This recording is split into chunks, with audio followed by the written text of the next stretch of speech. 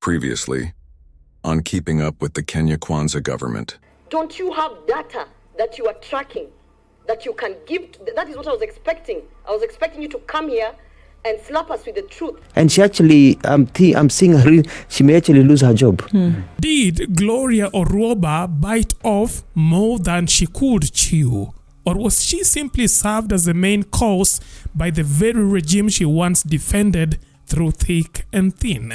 I want to affirm that I am a Kenya Kwanza nominated senator, specially elected under my party by my party leader, His Excellency William Ruto. Just a few months ago, Gloria Orwoba was riding high with the ranks of the ruling United Democratic Alliance, UDA, a fiery, unapologetic defender of the Kenya Kwanza government. And I want to speak authoritatively today, and I've told my colleagues here, and I will continue to say it to the Gusii community. Whatever is happening is not any doing of the president. Today, she stands on the other side of the political fence, expelled, embattled, and crying foul. We have seen it in every... The president is involved. We have seen it. The president has been attacking our community. The president knows. No. The president is targeting the Kisii community. Can I give you the seat when you finish? Targeted William Masita from policy holders. Now it is this, madam. You're defending the president. So I am speaking and I am giving. A little longer than a few minutes later. Of being a Kisii, of coming from the Gusii community, I cannot change that.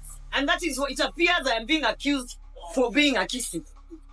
It appears the allegations that are being made is that, hey, stop yourself, stop being a Kisii. I am Kisii. We appreciate diversity in this country. And I cannot walk away from my community. I cannot today say because I support UDA, which I do, that now I don't come from a community. I come from a community. Anyone suggested to Orwoba that her fierce loyalty would someday be repaid with political exile, she might have laughed them off or demanded they be silenced. Yet, the now former nominated senator has spent the past 3 days lamenting what she calls a betrayal by the very regime she once championed. And having said that, I would also want to inform this house that it is happening to me now, but it is going to happen to you in the future. Because I am not fighting anyone. I am actually saying I reported a case. It has not been investigated. And the powers that be are actually influencing a process so that I can incriminate myself and therefore perjure myself in a court case that is ongoing. I find this very unfair, and this being the upper house, Mr. Speaker, I want to say that I'm disappointed, and I want to say that I am not going to trade a salary for something that has not been investigated. I can stay without the salary, I can stay without the position, Mr. Speaker, and I still continue to say it is unfair that someone who has reported a matter is being taken through this. Thank you, Mr. Speaker. According to the United Democratic Alliance, Orwoba was found guilty of misconduct, specifically violating the party's code of conduct. But the tipping point was her visible association with Fred Matiang'i, a political rival of the United Democratic Alliance leadership.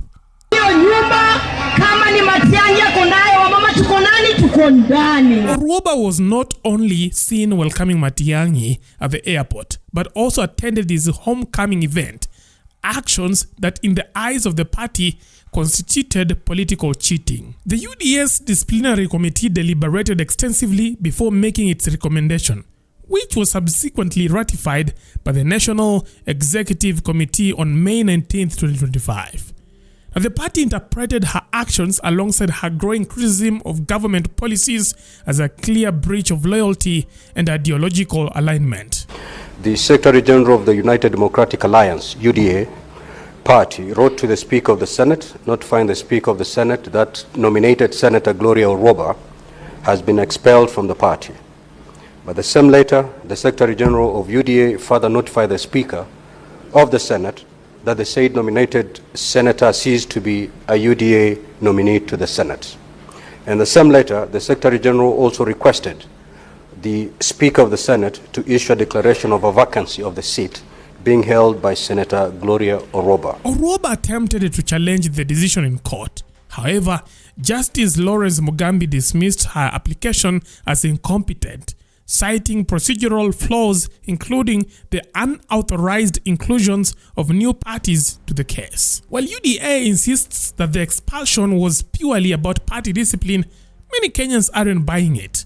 Gloria herself has come forward with what she calls receipts, suggesting that her own impeachment, or rather expulsion, had more to do with her whistleblowing than any code of conduct violation. As she claims, her real sin was exposing a multi-million shilling overseas job scam allegedly orchestrated by the Ministry of Labour under CS Alfred Mutua. I am sitting here in studio. I am saying, Mr. President, we have a Cabinet Secretary of Labour. Chaos in the Ministry of Labour. Thousands and thousands of Kenyans getting conned by agents under the offices in those boardrooms. Daily. I've just received a list of 1,000 who took loans of 171,000 from Youth Fund. Youth Fund fast-tracked it and processed it very quickly, and they're sitting. Ever since they took the loan, then they took the loan, they gave it to the agents. The agent has gone quiet. Gloria says she anticipated backlash the moment she decided to take on corruption within the ministry, a scam she believes is designed to exploit Kenyans with fake job opportunities abroad. In all these recruitment drives, we have seen you working very hard, Cabinet Secretary, going to every other county. Kisumu, wherever, all these counties you've gone to recruit in partnerships with the agents. Don't you have data that you are tracking, that you can give? That is what I was expecting. I was expecting you to come here and slap us with the... Despite repeatedly calling on the president to intervene, Gloria says her concerns were ignored. Now she believes that the very person she publicly challenged has retaliated, using the party machinery to silence her. After fighting internally and trying to raise awareness about our labor export program of the Kenya Kwanza Alliance and how it has become a scam, and internally trying to even talk to the president to tell him to have a look at our cabinet secretary for labor and find out what's really going on there. When I realized nothing internally is moving, and some of the people that had been conned are people who I delivered to the program personally, I can tell you, the moment I decided to draft a statement to take to the floor of the House and make this thing public, I knew my job is gone. I knew I had fired myself. And who is that person? According to Gloria, the person is not the president, but rather the CS of Labour himself.